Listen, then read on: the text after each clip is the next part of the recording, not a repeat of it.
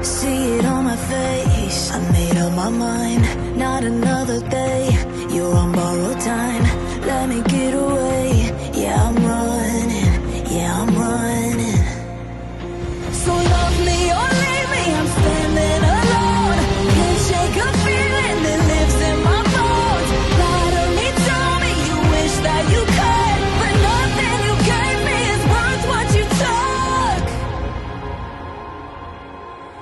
'Cause baby when I'm gone for good.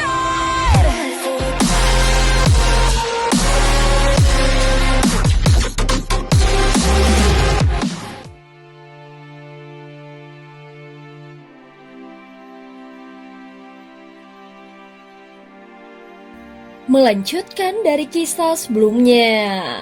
Sebelumnya dengan ekspresi yang tenang, Xiaoyan mengeluarkan pil yin yang ibu dan anak dari botol giok dan langsung membuat He Xianren sangat terkejut. Wadah giok biasa. Xiaoyan tertegun sejenak. Wadah giok miliknya jelas terbuat dari batu giok berkualitas tinggi. Bagaimanapun juga itu sama sekali tidak bisa disebut wadah biasa. Namun karena pil yang diracik terlalu banyak, konsumsi wadah pun menjadi sangat besar. Selain wadah semacam ini, memang sudah tidak ada lagi pilihan yang lebih baik. Lagi pula seharusnya hal itu tidak mempengaruhi kualitas pil itu sendiri. Di atas wadah giok, Xiaoyan mengeluarkan pil yin yang ibu dan anak. Bukan hanya karena di area lelang Yaosen dibutuhkan koin Yaosen, tetapi lebih dari itu. Kedepannya pil ini juga dia niatkan sebagai imbalan atas bantuan He Xianren dalam mencari laut pemecah 7 warna demi tahanan roh. He Xianren semula hendak menerima wadah giok itu, namun gerakannya tiba-tiba terhenti. Dia seolah baru menyadari maksud Xiaoyan. Mencari laut pemecah 7 warna demi sahabatmu, bahkan jika aku membantu sepenuhnya, aku tidak membutuhkan imbalan apapun darimu, ucap He Xianren perlahan. Sambil berbicara dia mendorong kembali pil yin yang ibu anak yang disodorkan oleh Xiaoyan. Pada tingkat kita sekarang setiap ucapan dan setiap tindakan pasti memiliki maknanya sendiri. Mencari laut pemecah 7 warna bukan hanya urusanmu dan aku tidak bisa membiarkanmu menanggung kerugian. He Xianren berkata dengan tegas. Soal nilai pil ini anggap saja sebagai balasan dariku.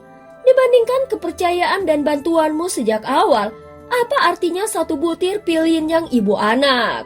Jika aku masih membutuhkan sesuatu di kemudian hari, tentu akan kukatakan. Xiaoyan memberi hormat kepada He Xianren dengan penuh. Terlepas dari apakah He Xianren memiliki maksud lain atau tidak, sejak pertemuan di alam dewa kekacauan hingga sekarang, He Xianren tidak pernah merugikannya sedikitpun. Adapun pil yin yang ibu anak yang dia keluarkan ini memiliki 2 tujuan. Pertama sebagai imbalan tulus atas bantuan mencari laut pemecah 7 warna. Kedua, untuk melihat apakah He Xianren menyimpan maksud lain di balik bantuannya. Jika ternyata tidak ada apapun, maka pil ini tetap harus dia keluarkan. He Xianren boleh menolaknya, tetapi Xiaoyan tidak boleh tidak memberikannya.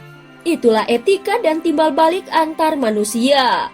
Benar saja ketika Xiaoyan mengeluarkan pil yin yang ibu anak, sorot mata He Xianren mengalami perubahan yang halus. Namun bagi seseorang yang telah menjelajahi berbagai dunia, perubahan itu cepat tersembunyi.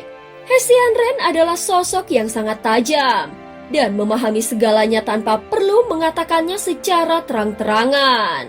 Entah dia menerimanya atau tidak, setidaknya di dalam hatinya dia telah menilai bahwa Xiaoyan adalah seseorang yang layak diajak menjalin hubungan.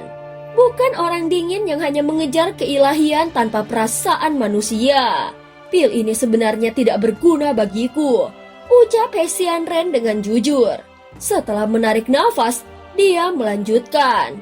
Alasanku memperhatikannya adalah karena peracik pil yang mampu membuatnya sangat langka. Dan pil semacam ini sangat diminati di kalangan para ahli tingkat dewa. Dengan pil ini, informasi apapun bisa ditukar. Asalkan pil ini dilelang, kujamin informasi tentang laut pemecah 7 warna akan segera muncul. Keputusan akhirnya begini, Aku akan membantumu tanpa meminta imbalan apapun. Ucapan itu jelas menunjukkan bahwa bantuannya bukanlah karena motif tersembunyi. Mendengar ini Xiaoyan mengangguk. Soal itu aku tidak paham. Kuserahkan saja pengaturannya kepada saudara He. Sikap ini juga menunjukkan kepercayaannya yang tulus. Justru karena itulah He Xianren merasa semakin senang.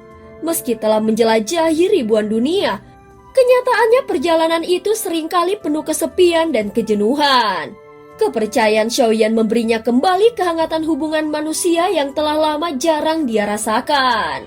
Saudara Xiaoyan mempercayaiku, maka aku akan memastikan pil ini dilelang dengan nilai semaksimal mungkin. Ucap He Xianren sambil mengangguk.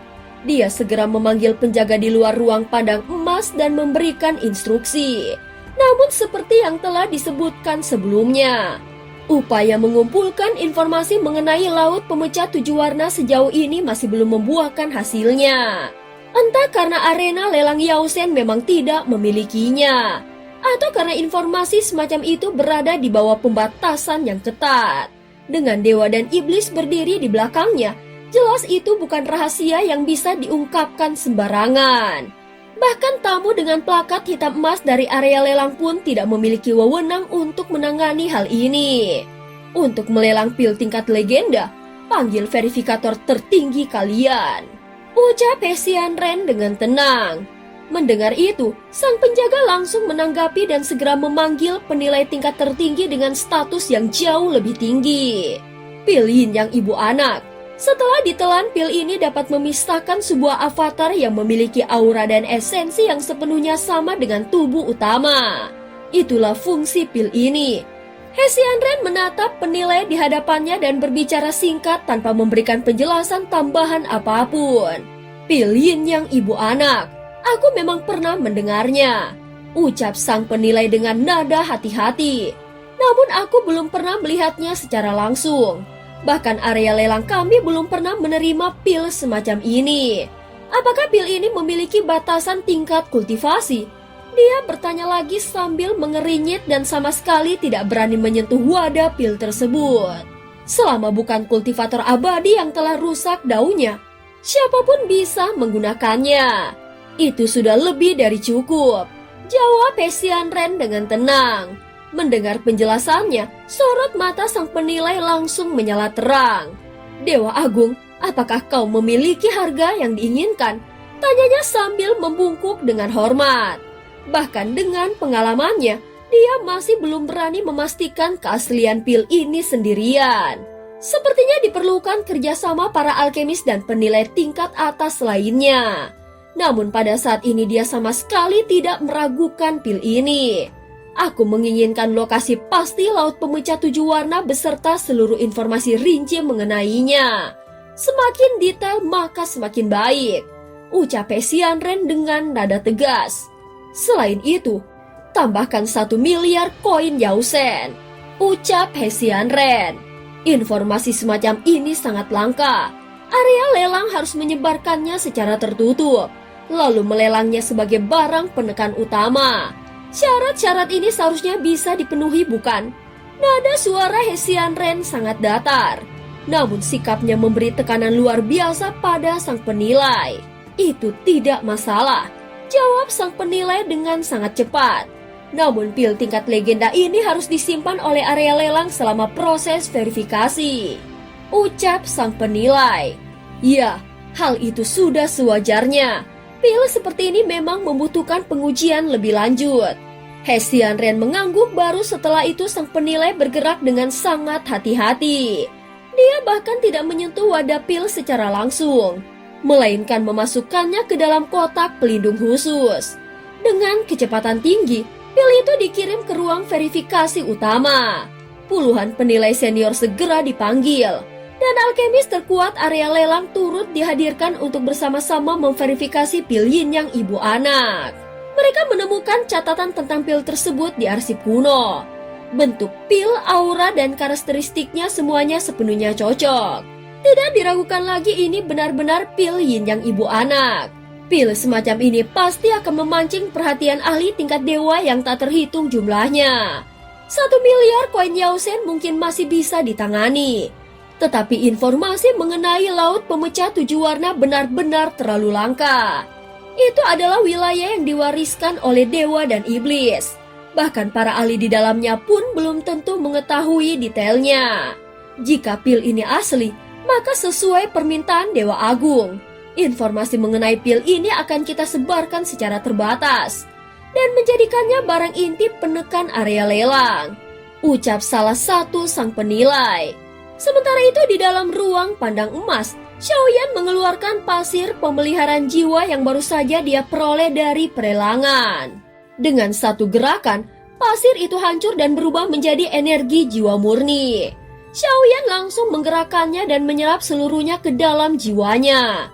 Dalam waktu singkat, kekuatan jiwa Xiaoyan pulih ke kondisi puncaknya.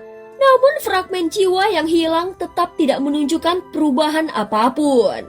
Bukan karena pasir pemeliharaan jiwa tidak efektif, melainkan karena jiwa Xiaoyan berada pada tingkat ilusi.